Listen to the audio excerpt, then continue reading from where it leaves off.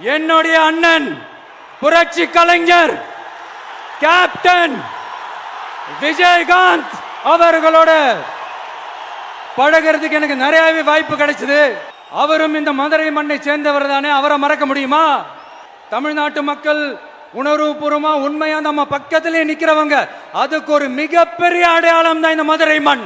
நம்ம தமிழக வெற்றி கழகம் கையில் எடுத்திருக்கிற அரசியலும் அப்படித்தான்.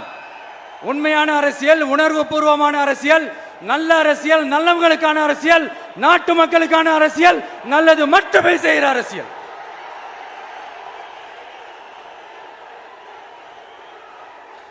இதோ நம்மளுடைய இந்த இரண்டாவது மாநில மாநாடு வாகை சூடும் வரலாறு திரும்புகிறது.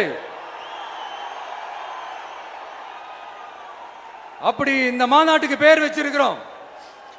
1967 1977 நம்ம தமிழக அரசியல் ஒரு மிகப்பெரிய ஆட்சி அதிகார மாற்றங்கள் ஒண்ணு நடந்துச்சு இல்லையா?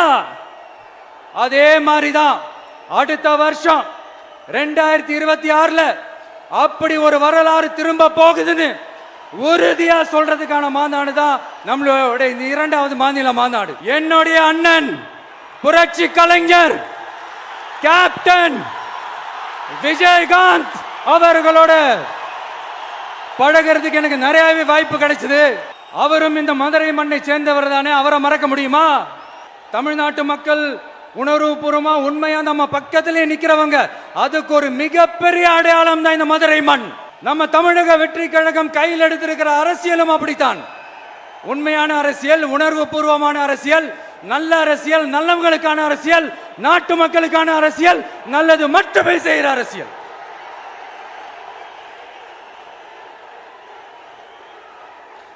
இதோ நம்மளுடைய இந்த இரண்டாவது மாநில மாநாடு வாகை சூடும் வரலாறு திரும்புகிறது.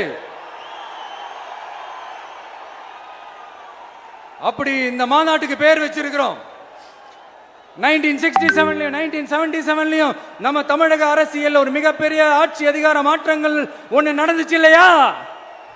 அதே மாதிரிதான் அடுத்த வருஷம் 2026 அப்படி ஒரு வரலாறு திரும்ப போகுதுன்னு உறுதியா சொல்றதுக்கான மாநாடு தான் நம்மளோட இந்த இரண்டாவது மாநில மாநாடு. என்னுடைய அண்ணன் புரட்சி கலைஞர் கேப்டன் விஜயகாந்த் அவர்களோட பழகிறதுக்கு எனக்கு நிறையவே வாய்ப்பு கிடைச்சது. அவரும் இந்த மதுரை மண்ணை சேர்ந்தவர் தானே, அவரை மறக்க முடியுமா?